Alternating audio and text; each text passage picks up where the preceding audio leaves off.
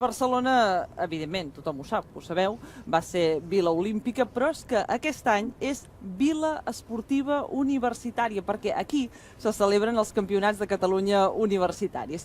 Per parlar-ne tenim a Helena Ardiaca, ella és directora del Servei d'Esports de la Universitat Abat Oliba, Centre Educatiu Universitari. Helena, molt bon dia, benvinguda al Albert Primera. Bon dia i moltes gràcies. De què es tracten aquests jocs? A veure, els Campionats de Catalunya universitaris és uns campionats que participem les 12 universitats catalanes. Això, mira, precisament a l'any 1992 va sorgir l'ECU, que és Esport Català Universitari, i ja existia l'esport universitari abans, però a partir d'allà les 12 universitats ens vam fer càrrec dels esports, de coordinar i organitzar els diferents esports. Cada any coordina una universitat, aquest any ens ha tocat a nosaltres, i fins al 2029, per sort, no ens tornarà a tocar perquè és una feinada horrorosa. Vila Esportiva Barcelona? Doncs mira, és que fa 2 anys va ser Sant Cugat, l'any passat va ser Igualada, i la veritat és que la majoria d'universitats catalanes estan a Barcelona i ens feia molta il·lusió que fos realment Barcelona Vila Esportiva Universitària. Vam parlar amb l'Ajuntament, a part de la Secretaria General de l'Esport, que sempre ens recolza molt, i vam aconseguir la Marbella per fer servir per fer les finals dels Campionats de Catalunya universitaris i totes les competicions d'esports col·lectius. És que ara, Helena, et demanaré quines competicions i quines disciplines hi haurà, però amb quin objectiu es creen aquests campionats? Sempre hi ha hagut campionats universitaris amb més o menys nivell. A Catalunya tenim la sort de que tenim una bona estructura universitària esportiva catalana. Es fan càrrec les universitats, els serveis d'esports majoritàriament de les universitats, sempre ajudats de la Generalitat i en aquest cas també de l'Ajuntament, i és promoure les activitats físico-esportives de tota la comunitat universitària. Això vol dir alumnes, amb algunes fora de la universitat o fora de la competició ECU poden haver-hi antics alumnes, PAS, personal d'administració i serveis, i PDI, personal docent investigador. Quines disciplines podeu competir o amb què es competeix? Moltíssimes. Perquè la gent se'n faci una idea, perquè clar, tu parles dels Jocs Olímpics i evidentment ja te venen tot un seguit d'esports, però en el món universitari quins tenim? D'esports col·lectius, bàsquet, futbol 7 en femení, futbol 11 en masculí, vòlei, tots aquests que dic són masculí i femení, handball, tots els esports col·lectius.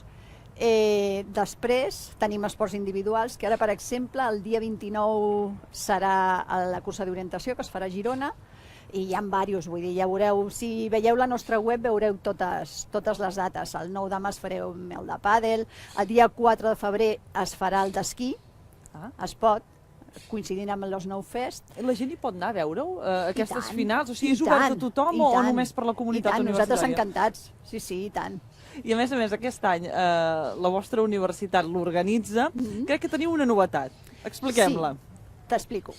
L'any passat, que li va tocar organitzar la UOC, ella va treure a veure, quan ens va dir a la reunió tothom ens vam quedar una mica bocabadats perquè era els esports electrònics. I no estàvem gaire preparats les universitats catalanes per aquest tema.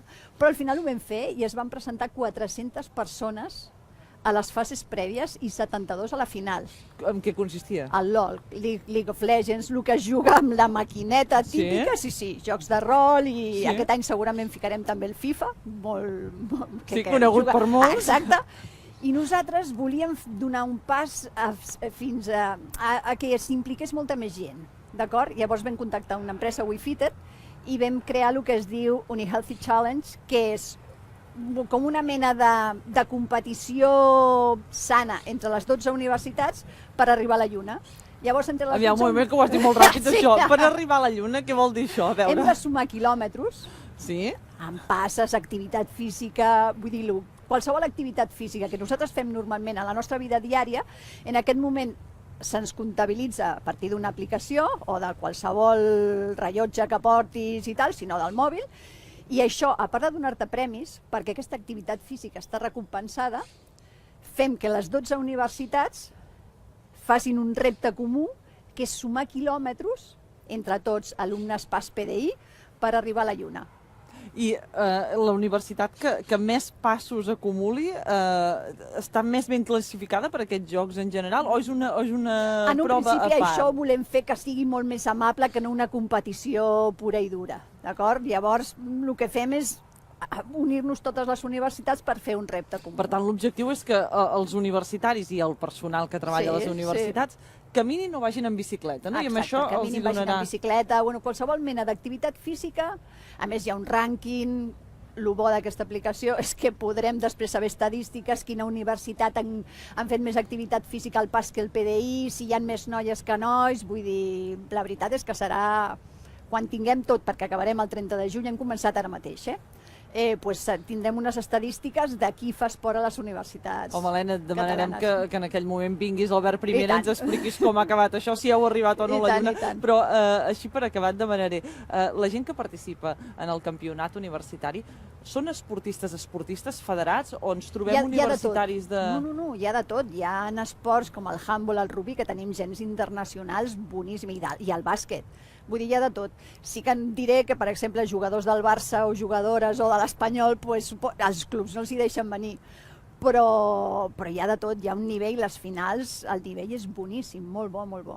Com es compagina el temps d'estudi amb ser bon esportista? Perquè segurament és el que a molts els va passar, que a l'entrar a la universitat deixes la pràctica esportiva. Exacte. Doncs mira, la veritat és que el que són entrenaments universitaris, la majoria d'aquests alumnes que són bons al seu esport i entrenen al seu club particular.